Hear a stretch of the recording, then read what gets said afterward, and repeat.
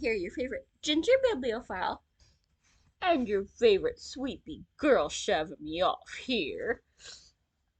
Normally, I'd be a little bit more centered, but we got a Franny who needs her nappy naps.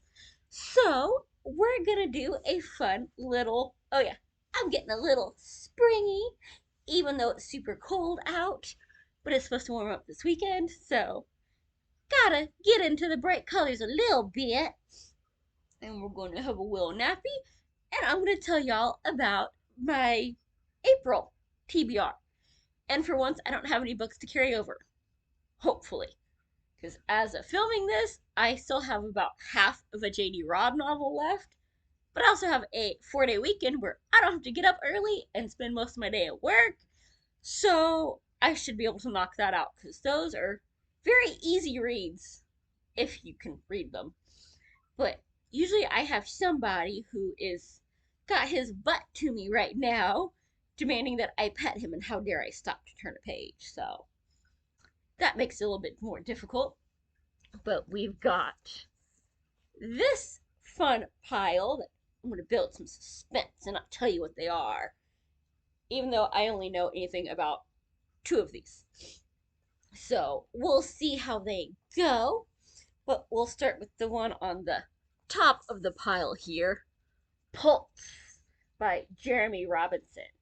And according to James Rollins, one of my favorites, as y'all know, this is a roller coaster ride of suspense. Because legends never die without a fight.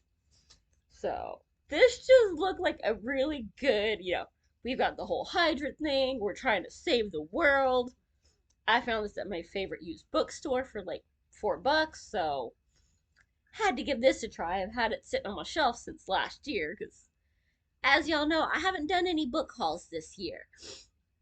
I've been being good trying to read through the 87 books that I started with until I bought House of Root and Ruin, which, if y'all have it, go get it. It's so freaking good. It's better than the first one.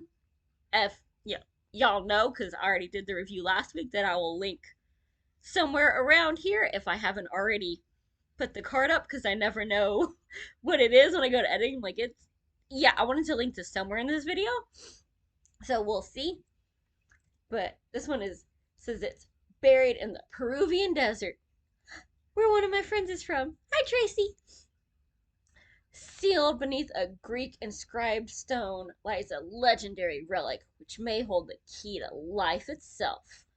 By extracting its DNA, because we learned nothing from all those Jurassic Park movies, Richard Ridley of Manifold Genetics hopes to bioengineer the ultimate weapon, an army of soldiers who regenerate and continue to fight without stopping. The perfect killing machines.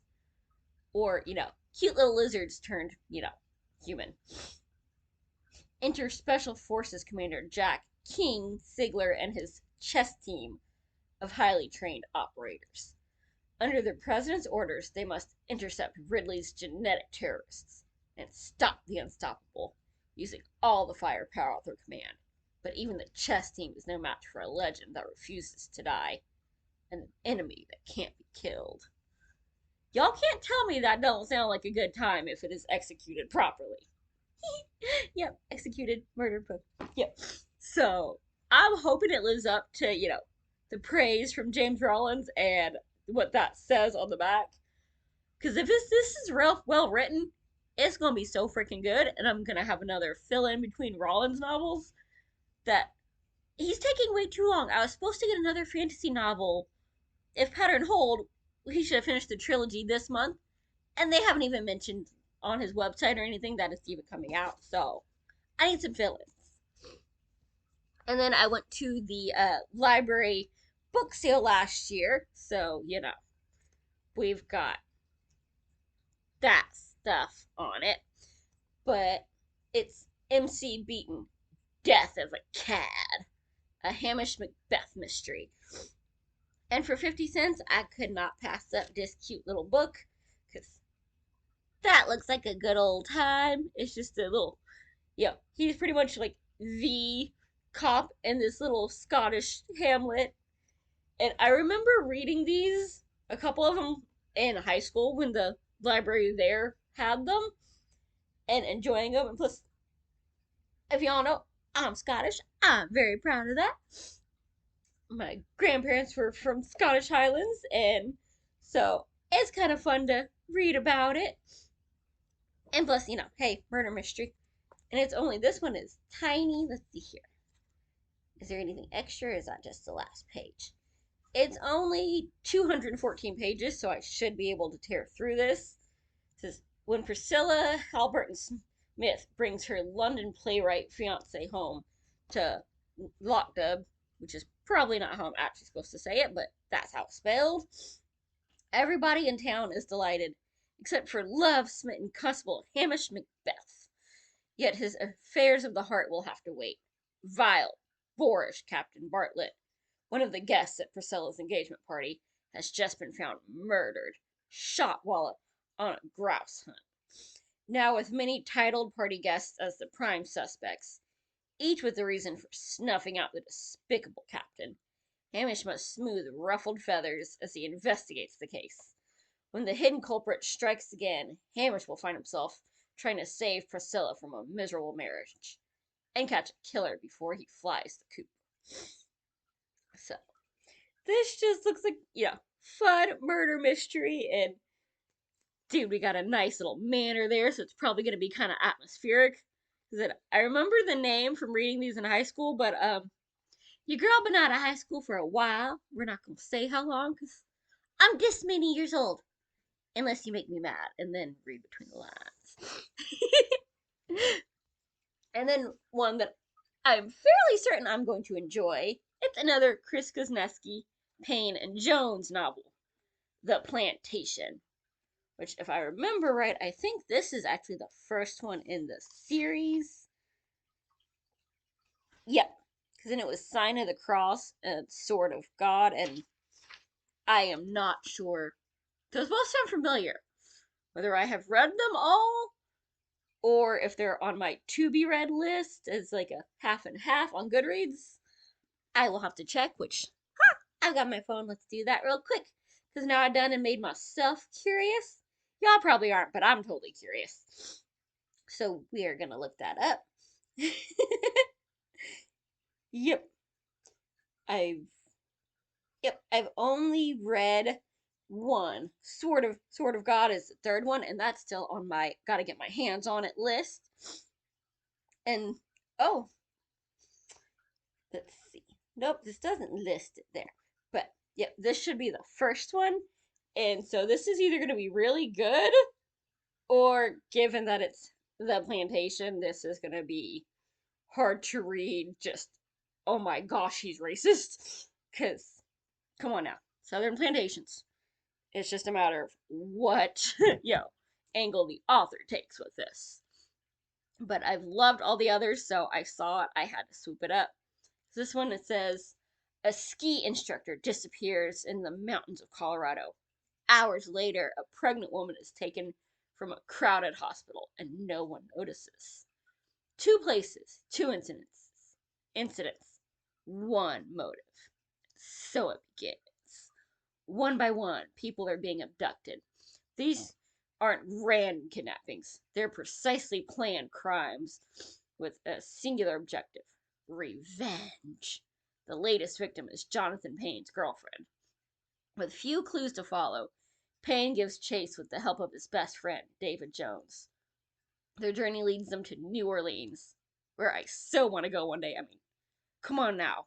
French Quarter, Anne Rice. I like my creepy stuff and my pretty flowers. It's so bucket list. Where they must solve the mystery of the South's most violent and shocking secret. So, yeah. I have no idea which angle this is going to take, but I'm excited to find out. Hopefully it's really good. Like, I've thoroughly enjoyed the other, 3 or 4 that I've read by him. So, yep, we'll be getting to that this month. And this is another one that I found at I think this was the Friends of the Library book sale, where Carpe Demon. You can't tell me that doesn't sound funny. We got just like this nice little suburban home and the demon tail. This just, I'm hoping it makes me giggle. Sorry, my nose itches. Lots of women put their careers aside once the kids come along. Kate Connor, for instance, hasn't hunted a demon in ages. Well, that must be why she missed the one wandering through the pet food aisle of San Diablo at Walmart. Unfortunately, he managed to catch her attention an hour later, when he crashed into the Connor house intent on killing her. Now Kate has to clean up the mess in her kitchen, dispose of a dead demon, and pull together a dinner party that will get her husband elected to county attorney, all without arousing her family's suspicion. Worse yet, it seems the dead demon didn't come alone. It's time for Kate Connor to go to work. So, yeah, Adventures of a Demon Hunting Soccer Mom. That just, it sounds like a cozy, hilarious, nice little, like, urban fantasy something mess. And so, I have never heard of this author, this series. I know nothing about this, but for a, you know, good deal, it made me giggle. It was worth picking up. Have y'all read this? Heard of this? Drop a line, let me know. And the last one is, well, BookTube made me do it. Red Queen by Victoria Aveyard. I just see that and want to go, they made a typo and it should say graveyard. But maybe that's just me. But I kept hearing about this and it just seemed really fun. And you can tell it's a used copy. It's a little beat up on the back. I don't think that's all intentional since it's kind of scratching out some of the words back here, but let's see. Those with red and those with silver. Mare and her family are lowly reds, destined to serve the silver elite whose supernatural abilities make them nearly gods. Mare steals what she can to help her family survive, but a twist of fate leads her to the royal palace itself, where in front of the king and all his nobles, she discovers an ability she didn't know she had, except her blood is red. To hide this impossibility, the king forces her into the role of a lost silver princess and betroths her to one of his own sons. As Mare is drawn further into the silver world, her actions something a deadly and violent dance, pitting prince against princess and Mare against her own heart. From debut author Victoria Aveyard comes a lush, vivid fantasy series where loyalty and desire can tear you apart, and the only certainty is betrayal. So this may end up being way more romance than, expected, but it also sounds very fast paced and violent, and I love a good, not so delicate princess. I will take you out if I have to, and it sounds like she might be able to, so we'll see if this is super heavy on the, oh, my heart's been betrayed, romance, bleh, or if it's high fantasy or what. But I saw this recommended a lot, and the way people raved about it, it sounded really good. So, for a couple bucks, I had to give this one a try. It's been sitting on my shelf for probably 6-7 months now. So, it's probably the least interesting of the pile for me, just because I'm kind of hesitant, but I will get to this sometime soon. And then, as always, there's going to be some ebooks. I don't know what they are yet because I am such a mood reader, hence the pile of stuff that is all over the place. So I always got an option depending on what I'm feeling. Which one do y'all want to start with first? Have you read any of these? Are you really curious and want me to hurry up and get to one of these to tell you about them? What are you reading? Drop a line, let me know, and I will see you soon. Bye. Happy reading.